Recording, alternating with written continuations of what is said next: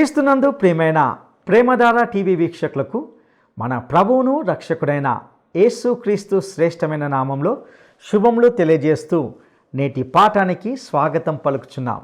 ఈరోజు మనము లూకాసు సువార్త 4వ అధ్యాయము 31 నుండి 44 వరకు ధ్యానించుకుంటాం. ఈ భాగంలోని సంఘటనలన్నీ ఒక్కరోజే జరిగినట్టుగా చూడగలం. ఇందులో ప్రభువు అధికారంతో వాక్యమును బోధించడాన్ని చూస్తాం. అదేవిధంగా అపవిత్రమైన దయ్యపు ఆత్మ పట్టిన వాణిని మరియు సీమోను అత్తను ప్రభువు స్వస్థపరిచిన విషయాన్ని మరియు ఎంతోమంది రోగులు ఆయన యొద్దకు తీసుకురాబడ్డప్పుడు ఆయన వారి మీద చేతులుంచి వారిని బాగు చేయడాన్ని గురించి ఇందులో తెలుసుకుంటాం. ప్రభువును గుర్చిన సమాచారం చుట్టుప్రక్కల ప్రాంతాలకు వ్యాపించినట్లుగా చూస్తాం. దేవుని రాజ్య సువార్త ప్రకటన ఆవశ్యకతను ప్రభువు తెలియజేసిన వైనాన్ని కూడా ఇందులో చూస్తాం. ఇంకా ఇందులో కొన్ని లోతైన సత్యాలు ఇమిడి ఉంటున్నాయి. వాటిని వినడానికి మనము సిద్ధపడదామా? ప్రియ సోదరి సోదరులారా, మీ బైబిళ్లు తెరవండి. ఈరోజు మన పాఠం లూకాసు వార్త 4వ అధ్యాయం 31వ వచనం నుండి. సావధానంగా వినండి. అప్పుడు యేసు గలిలయలోని కపెర్నహూము పట్టణమునకు వచ్చి విశ్రాంతి దినమున వారికి బోధిస్తూ ఉన్నాడు. ఆయన వాక్యము అధికారముతో కూడినది గనుక వారాయన బోధకు ఆశ్చర్యపడ్డారు. ఆ సమాజ మందిరములో అపవిత్రమైన దయ్యపు ఆత్మ పట్టిన వాడొకడున్నాడు. వాడు, నజరేయుడైన యేసు, మాతో నీకేమి? మమ్ములను నశింపచేయడానికి వచ్చావా? నీవెవడవో నేనెరుగుదును, నీవు దేవుని పరిశుద్ధుడవు అని బిగ్గరగా కేకలు వేసింది. అందుకు యేసు అన్నాడు, ఊరుకో, ఇతణ్ణి వదిలిపో. యేసు గద్దించగా దయ్యము వానిని వారి మధ్యను పడదోసి వానికి ఏ హాని చెయ్యకుండా వదిలిపోయింది. అందుకు అందరూ విస్మయముంది ఒకనితో ఒకడు చెప్పుకున్నారు, ఇది ఎలాంటి మాట? ఈయన అధికారముతో బలముతో అపవిత్రాత్మలకు ఆజ్ఞాపించగానే అవి వదిలిపోతున్నవే. అంతటా ఆయనను గూర్చిన సమాచారము ఆ ప్రాంతములందు అంతటా వ్యాపించింది. శ్రోతలు వింటున్నారా? యేసు ప్రభువు తన సేవా కేంద్రాన్ని నజరేతు నుండి కపెర్నహూముకు మార్చుకున్నాడు. ఆయన సేవ అంతటా విస్తరించింది. ఈ వచనం నుండి ఈ అధ్యాయం చివరి వరకు ఒకే ఒక్క రోజున జరిగిన సంఘటనలు రాయబడి ఉన్నాయి. ఆయనతో ఈ రోజంతా గడిపిన వారు ఎంతో ధన్యులనిపిస్తోంది. మనం ఆత్మరీతిగా ఆయనతో ఉన్నట్లే విశ్వసించాలి. గమనించండి, కపెర్నహూము గలిలయ సముద్ర తీరాన ఉంది. నజరేతు యేసు పెరిగిన ఊరు. గాని అక్కడి ప్రజలు ఆయన యందు విశ్వాసముంచలేదు. అయితే కపెర్నహూమును గురించి ఆయన అనబోతున్నాడు. లూకాసు వార్త 10వ అధ్యాయం 15వ వచనం, కపెర్నహూమా, నీవు ఆకాశము వరకు హెచ్చించుకున్నావా? పాతాళానికి దిగిపోతావు, జాగ్రత్త. కపెర్నహూము గర్వం చేత అధఃపతనం చెందింది. దేవుడు వెలుగు ఇచ్చాడంటే దానిని గురించిన బాధ్యత కూడా దానితో పాటే వస్తుంది. యేసు సమాజ మందిరాలలో బోధిస్తూ ఉంటే ఆయన మాటలు శాస్త్రులు పరిసయ్య గురువులు మాట్లాడే మాటల్లాగా లేవు. ఆయన మాటల్లో అధికారం ముట్టిపడింది. సమాజ మందిరంలో దయ్యం పట్టిన వాడొకడున్నాడు. ఈ రోజుల్లో దయ్యాలను గురించి తెలుసుకోవాలనే ఆసక్తి ప్రజలలో ఎక్కువవుతూ ఉంది. కొందరు దయ్యాలను పూజించే క్షుద్ర ఉపాసకులున్నారు. యేసు ప్రభువు ఈ లోకంలో ఉండగా దయ్యాలు చెలరేగాయి. ఈ రోజున కూడా దయ్యాల జోరు ఎక్కువగా ఉంది. ప్రభువు రెండో రాకడకు ఇది ఒక గుర్తే. ఈ పిశాచావిష్టుణ్ణి యేసు విడిపించాడు. సైతాను దయ్యాల ద్వారా జరిగించే నిర్వాకమే నేటి మాదక పదార్థాల వాడకం. వాటి ప్రభావం వల్ల జరిగే అమానుష కృత్యాలు ఎన్నో ఉన్నాయి. 38వ వచనం నుండి, యేసు సమాజ మందిరములో నుండి లేచి సీమోను ఇంటికి వెళ్ళాడు. సీమోను అత్త తీవ్రమైన జ్వరముతో పడి ఉంది గనుక ఆమె విషయమై ఆయన యొద్ద మనవి చేశారు. ఆయన ఆమె చెంత నిలువబడి జ్వరమును గద్దించగానే అది ఆమెను విడిచింది. వెంటనే ఆమె లేచి వారికి ఉపచారము చేయసాగింది. శ్రోతలు వింటున్నారా? యేసు మధ్యాహ్న భోజనానికి పేతురింటికి వెళ్ళాడు. పేతురత్త జ్వరంతో బాధపడుతోంది. ఏ పని చేయలేకపోతోంది. యేసు పేతురత్తను స్వస్థపరిచాడు. ఆమెది మామూలు జ్వరం కాదు, తీవ్రమైన జ్వరం. యేసు జ్వరాన్ని గద్దించాడు. జ్వరం అడవి కుక్కలాంటిది. అది వేట కుక్క. అది మనుషుల మీదికి ఎగబడుతుంది. పాపం వేట కుక్కలాంటిది.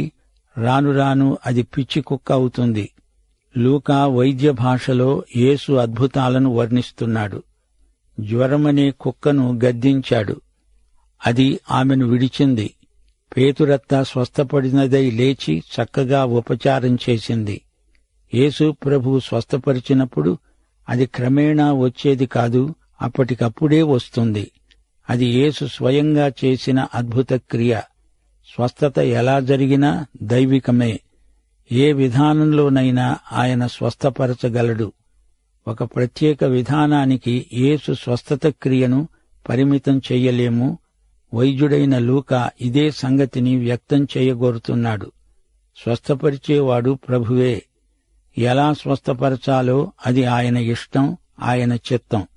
40వ వచనం, సూర్యుడు అస్తమిస్తూ ఉండగా నానావిధ రోగముల చేత పీడించబడుతున్న వారు ఎవరెవరి వద్ద ఉన్నారో వారందరూ ఆ రోగులను ఆయన వద్దకు తీసుకొని వచ్చారు.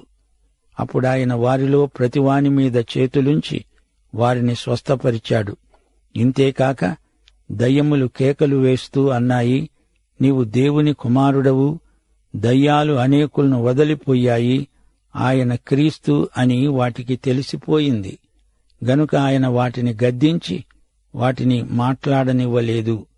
ఉదయమైనప్పుడు ఆయన బయలుదేరి అరణ్య ప్రదేశానికి వెళ్ళాడు. జనసమూహము ఆయనను వెదుకుతూ ఆయన వద్దకు వచ్చి తమను విడిచిపోకుండా ఆయనను ఆపగా ఆయన అన్నాడు, నేను ఇతర పట్టణములలో కూడా దేవుని రాజ్య సువార్తను ప్రకటించాలి. ఇందునిమిత్తమే నేను పంపబడ్డాను. తరువాత ఆయన యూదయ్య సమాజ మందిరములలో ప్రకటిస్తూ ఉన్నాడు. శ్రోతలు వింటున్నారా? ఆయన ఆ రోజు ఉదయం సేవా కార్యక్రమం ఆరంభించాడు. సమాజ మందిరాలలో బోధించాడు, వాక్యం ప్రకటించాడు. ఇంతలోకే సాయంకాలమైంది. గుంపులుగా గుమికూడిన ప్రజల వద్దకు ఆయన వెళ్ళాడు. ప్రతి ఒక్కరినీ ముట్టాడు, బాగుచేశాడు. ఈ సందర్భంలో మత్తయి సువార్త 8వ అధ్యాయం 17వ వచనం అంటోంది, ఆయన మాట వలన దయ్యములను వెళ్లగొట్టి రోగులనెల్లా స్వస్థపరిచాడు. అందువలన ఆయనే మన బలహీనతలను వహించుకొని మన రోగములను భరించాడని ప్రవక్త అయిన యెషయా ద్వారా చెప్పబడింది నెరవేరింది. యేసు చేసినవన్నీ అద్భుత స్వస్థతలే. యెషయా గ్రంథం 53వ అధ్యాయం 4వ వచనం, నిశ్చయముగా ఆయన మన రోగములను భరించాడు, మన వ్యసనములను వహించాడు. అయినా మొత్తబడిన వానిగా, దేవుని వలన బాధింపబడిన వానిగా, శ్రమనొందిన వానిగా మనము ఆయనను ఎంచాము. దేవునికి స్తోత్రం. తన ప్రజల బాధలను, శ్రమలను, రోగాలను ఆయన భరించాడు. ఆయన సానుభూతి ఎంతో గంభీరమైనది. ఇశ్రాయేలు జాతి ఆయనను బాధితుడు అంటోంది. కాని ఆయన ఎందుకు బాధపడుతున్నాడో వారు గ్రహించటం లేదు. వారి విశ్వాసం మాత్రమే కాదు, ఆయన జాలి, కనికరం, కృప, కరుణ ఆయన హృదయాన్ని కదిలించాయి. అలాంటి దేవుణ్ణి మనము కలిగి ఉన్నాము గనుక గలతీ 6వ అధ్యాయం 2వ వచనం మనకు ఆజ్ఞాపిస్తోంది, ఒకరి భారములను ఒకరు భరించి ఈలాగు క్రీస్తు నియమమును పూర్తిగా నెరవేర్చండి. శ్రోతలు వింటున్నారా? లూకాసు వార్తలో దయ్యం పట్టిన వాని సంగతి ఇదే మొదటిది. ఆ రోజుల్లో ప్రజలు దయ్యాలను గురించి ఎంతో భయపడేవారు. గాలి ద్వారా, నీటి ద్వారా, ఆహారం ద్వారా దయ్యాలు మనిషిలోకి వస్తాయని అనుమానము, భయము. మలిన పిశాచాలు, చెవుడు, మూగితనం ఇవి దయ్యాల వల్ల కలుగుతాయని ఆ రోజుల్లో ప్రజలు నమ్మారు. ఏదేమైనా దయ్యాలున్నాయి, వాటిని వెళ్లగొట్టే అధికారం ప్రభువుకు ఉన్నది. పూర్వం భూతవైద్యులుండేవారు. వారు దయ్యాలను వెళ్లగొట్టే విధానాలు చాలా భయంకరమైనవి. ప్రజల మూఢనమ్మకాలను వారు సొమ్ము చేసుకుంటారు. యేసు ప్రభువు దేవుని కుమారుడు. ఆయనకు దయ్యాలను వెళ్లగొట్టగల అధికారమున్నది. యేసు గద్దిస్తూ ఒక్క మాట అంటే చాలు, దయ్యాలు పారిపోయాయి. ప్రవక్తలు యెహోవా ఈలాగు సెలవిస్తున్నాడు అని దేవుని అధికారాన్ని ప్రకటించారు. గాని యేసుదే ఆ అధికారం. నేను చెబుతున్నాను, దయ్యమా పో అంటే దయ్యం గజగజ వణుకుతూ పారిపోయింది. యేసు వ్యక్తిత్వం, అధికారం రూపుదాల్చినది. యేసే సమస్తాధికారము గల ప్రభువు. యేసు జీవాధిపతి. యేసే దేవుడు. ఆయన దయ్యాన్ని గద్దించాడు. పేతురత్త జ్వరాన్ని గద్దించాడు. యేసు చేసిన స్వస్థత శాశ్వతమైనది. దానికి తిరుగులేదు. రోగం తిరగబెట్టదు. యేసు సమాజ మందిరము నుండి రాగానే పేతురత్తగారి జ్వరం. ఆయన అలసిపోయినా, అది భోజనం చేసే వేళ అయినా యేసు ఆ రోగికి పరిచర్య చేశాడు. రోగాన్ని, తీవ్ర జ్వరాన్ని గద్దించాడు. ఆమె ఒక్క త్రుటిలో స్వస్థత పొందింది. సమాజ మందిరంలో దయ్యాన్ని పారద్రోలాడు. ఇంటిలో జ్వరాన్ని వెళ్లగొట్టాడు. జనం ఎక్కువగా ఉన్న చోట గుర్తింపు కోసం అద్భుతాలు చేయటం కాదు, ఇంట్లో ఒంటరిగా ఉన్న ఒక్క వ్యక్తినైనా సరే, ఎప్పుడైనా సరే స్వస్థపరుస్తాడు యేసు. పేతురత్తను స్వస్థపరిచాడు. పేతురత్త జ్వరం పోగానే వెంటనే ఆమె పరిచర్యలో పాల్గొన్నది, వంట చేసింది. యేసుకు తదితరులకు వడ్డించింది. స్వస్థత అంటూ ఆర్భాటమేమీ లేదు. దేవుడిచ్చిన బలాన్ని, ఆరోగ్యాన్ని యేసు సేవలో వినియోగించింది. ప్రియ శ్రోతలు, లూకాసువార్త 4వ అధ్యాయంలోని యేసును మరోసారి మీ ఆత్మనేత్రాలతో చూడండి. ఆయన మహావిజేత. సైతానును పూర్తిగా ఓడించాడు. శోధనలు ఆత్మపూర్ణులకే ఎక్కువగా వస్తాయి. యేసు ఒక విజేతగా మనలో ఉన్నప్పుడు విరోధి మనకు పాదాక్రాంతమవుతాడు. శోధించబడడం పాపం కాదుగాని శోధనలకు లొంగడం పాపం. సైతానంటాడు, అంతా నీకిస్తా. వాడిచ్చేదేమిటి? క్రీస్తునందు మనకు అన్నీ ఎప్పుడో ఇవ్వబడినవి. 1 కొరింథీ 3వ అధ్యాయం 21 నుండి 23వ వచనం వరకు దేవుడంటున్నాడు, సమస్తము మీవే. లోకమైనా, జీవమైనా, మరణమైనా, ప్రస్తుతము ఉన్నవి అయినా, రాబోయేవి అయినా సమస్తము మీవే. మీరు క్రీస్తువారు, క్రీస్తు దేవునివాడు. సైతాను నీకేదో ఇస్తానంటే నమ్మకు. వాడిచ్చేదీ లేదు, నీవు పుచ్చుకునేదీ లేదు. మోసగాడి మాటలను తిప్పికొట్టడం యేసు దగ్గర నేర్చుకోవాలి. ఈ 4వ అధ్యాయంలో యేసును ఒక మహాబోధకునిగా లూకా మనకు చూపుతున్నాడు. ఆత్మబలం మనకుంటేనే కాని మనం ఆధ్యాత్మిక పోరాటంలో గెలవలేము. యేసు మాట విననివారు దేవుని కృపను నిరాకరించి నిత్య శిక్షను కొని తెచ్చుకున్నవారవుతున్నారు. యేసు ఈ అధ్యాయంలో స్వస్థపరిచే పరమ వైద్యుడుగా మనకు సాక్షాత్కరిస్తున్నాడు. అధికారము గల మాట చేత యేసు సమస్త రోగములను పారద్రోలాడు. అశేష ప్రజలకు ఆధ్యాత్మిక శారీరక ఆరోగ్యం అనుగ్రహించాడు. రహస్యమందు సైతానును గెలిచి బహిరంగంగా సైతానును ఓడించగలం. ఇంట గెలిచి రచ్చగెలవాలి. దేవుని వాక్యము బోధించడమే ఆయన ముఖ్య పరిచర్య. అయినా రోగులపై జాలి, సానుభూతి గలవాడై ప్రభువు రోగులను బాగుచేశాడు. అక్కరలో ఉన్న వారిని ఆదరించి పరామర్శించాడు. మనం కూడా యేసు అడుగుజాడల్లోనే నడుస్తాము. యేసు నామమున మనం ఎంత గొప్ప కార్యమైనా, ఎంత మంచి కార్యమైనా చేయగలం.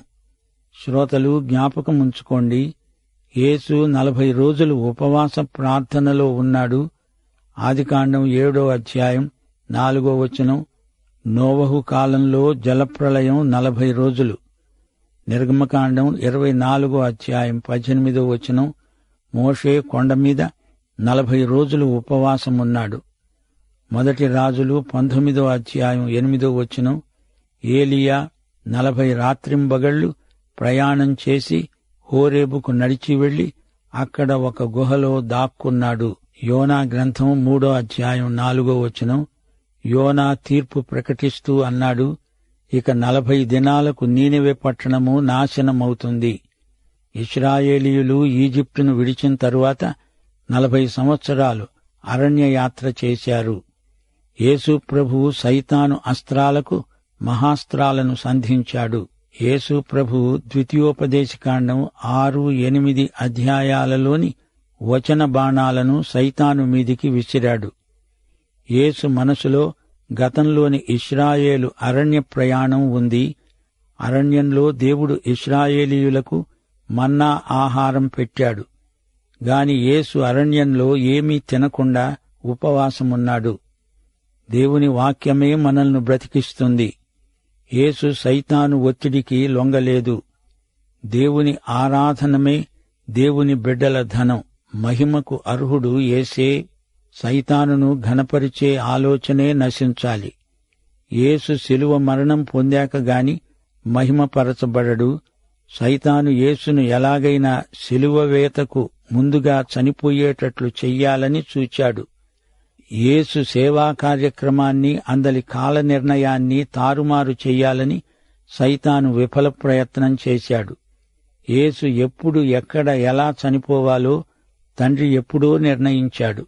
సైతాను దాన్ని తప్పించలేడు. యేసు సైతానీయ శోధనను జయించాడు. శ్రోతలు వింటున్నారా? యేసు గలిలయ ప్రాంతాలలో సేవ ఆరంభించాడు. యేసు తానే మెస్సియాను అని బహిరంగంగా తనను తాను పరిచయం చేసుకున్నాడు. యూదులు తిరస్కరిస్తే సువార్త అన్యులకు అందించబడుతుంది. బాప్తిస్మం సమయంలో పరిశుద్ధాత్మ యేసు మీదికి దిగిరావడము, పరిశుద్ధాత్మ నడుపుదలలో యేసు శోధనలను జయించడము, యేసు ఆత్మబలంతో సువార్త ప్రకటించటము గమనార్హం. ఆత్మశక్తే మన విజయ రహస్యం. వాగ్దానము చేయబడిన దేవుని రాజ్యాన్ని స్థాపించేవాడు యేసే. ఆయన మొదటి రాకడ ప్రతిదండన సమయము కాదు, అది రెండో రాకడలో జరుగుతుంది. అందుకే యేసు ఆ వచనం చదవలేదు.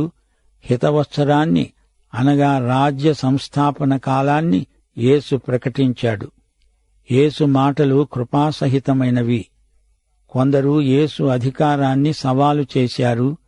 యోసేపు కుమారుడివి, మా మధ్య బాలుడివై తిరిగిన వాడివి, నీవు మెస్సీయావా అని వారు వేలుపెట్టి చూపుతున్నారు. సారెపతు విధవరాలు, ఏలియా వృత్తాంతం మొదటి రాజులు 17వ అధ్యాయం 8 నుండి 16వ వచనం వరకు ఉన్నది.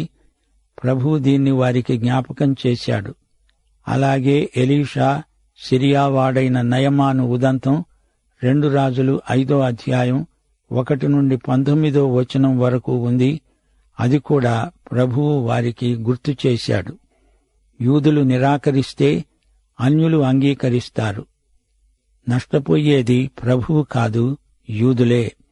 ఈ మాటలు వింటున్నప్పుడు యూదులు ఉక్రోషంతో రెచ్చిపోయారు. యేసును చంపాలని చూచారు గాని వారి తరం కాలేదు. యేసు ఆ ప్రమాదం నుండి తప్పించుకున్నాడు. యేసు తన అధికారాన్ని రుజువు చేయడానికి వాక్యాన్ని బలంగా బోధించాడు, స్వస్థతలు జరిగించాడు. కపెర్నహూములో యేసు దయ్యం పట్టిన ఒక వ్యక్తికి విడుదల ప్రసాదించాడు. కపెర్నహూము పేతురు, అంద్రెయ్యల ఊరు. యేసు దయ్యాన్ని అధికారపూర్వకంగా గద్దించడము, దయ్యం వదిలిపోవడము జనులలో ఆశ్చర్యం కలిగించింది.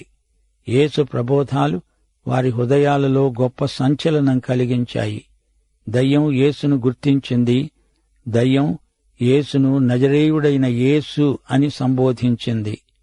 యేసును దేవుని పరిశుద్ధుడు అని పేర్కొన్నది. అలాగా కేకలు పెట్టే దయ్యాలు సువార్తల్లో కనిపిస్తాయి. యేసు దయ్యాలను, పిశాచాలను, అపవిత్రాత్మలను వెళ్లగొట్టాడు. యేసు అధికారాన్ని ప్రజలు గుర్తించారు. దయ్యాల మీద కూడా ఆయనకు అధికారమున్నది. ఆయన కీర్తి ఆ పరిసరాల్లో వ్యాపించింది. పేతురత్త జ్వరం విషయం మత్తయి, మార్కు సువార్తల్లో కూడా రాయబడి ఉంది. దయ్యం తాను పట్టిన వ్యక్తికి ఎట్టి కీడు చేయకుండా వెళ్లిపోయింది. పేతురత్త జ్వరం అప్పటికప్పుడే పోయింది. జ్వరం తాలూకు బలహీనత కూడా ఆమెలో ఏమాత్రమూ లేదు. వెంటనే లేచి ఆమె పని చేయసాగింది. యేసు చేసిన స్వస్థతలోని రహస్యమిదే. రాత్రనక పగలనక రోగులు తండోపతండాలుగా వచ్చి పడుతున్నారు. అది రాత్రివేళ. సూర్యాస్తమయంతో సబ్బాతు దినం గడిచిపోతుంది. సబ్బాతు రోజు రోగులను మోసుకొని అలా తేకూడదు అని పరిసయ్యులు అభ్యంతరాలు చెబుతారు. అది వారి తరహా. నీవు దేవుని కుమారుడవు అని దయ్యాలు కేకలు వేస్తుంటే యేసు ప్రభువు వాటిని నోర్ముయ్యండి అన్నాడు. దయ్యాల గుర్తింపు ఆయనకెందుకు? ఆయనను ప్రజలు అంగీకరించాలి. దయ్యాలు దేవుణ్ణి స్తుతించవు. స్తుతించాయి అంటే అది అక్కసుతో పెట్టే కేక మాత్రమే. దయ్యాలకు రక్షణ లేదు. ప్రజల కోసమే యేసు శిలువ మీద చనిపోయాడు. యూదేతర జాతులకు కూడా నేను సువార్త ప్రకటించాలి అన్నాడు యేసు. లూకాసువార్త 4:42-44 వరకు ప్రభువు ప్రధానోద్దేశ్యం వాక్య సువార్త ప్రకటించటం. దాని తర్వాతనే స్వస్థత గాని మరే పరిచర్య గాని. ఆయన ఎంతో కనికరము గలవాడు, సానుభూతి గలవాడు. యేసు విషయమై అభ్యంతరపడనివాడు ధన్యుడు. మనం ప్రభు యొక్క హితవత్సరాన్ని ప్రకటించాల్సిన సమయమిదే. ప్రియ శ్రోతలు, ముగింపులో ఈ పాఠంలోని ముఖ్యాంశాలు మననం చేసుకుందాము. యేసు మాటే మనకు ఏకైక ప్రమాణం. యేసు మాట్లాడేటప్పుడు నేను చెబుతున్నాను అని సాధికారంగా ఆయనే చెప్పగలడు. యూదులు సూర్యాస్తమయం నుండి సూర్యాస్తమయం వరకు ఒక రోజు అని లెక్కిస్తారు. యేసు ఎవరో దయ్యాలకు బాగా తెలుసు. యేసు బోధ చేసింది ప్రజాభిమానం పొందటం కోసం కాదు, తన తండ్రి మహిమ కోసం.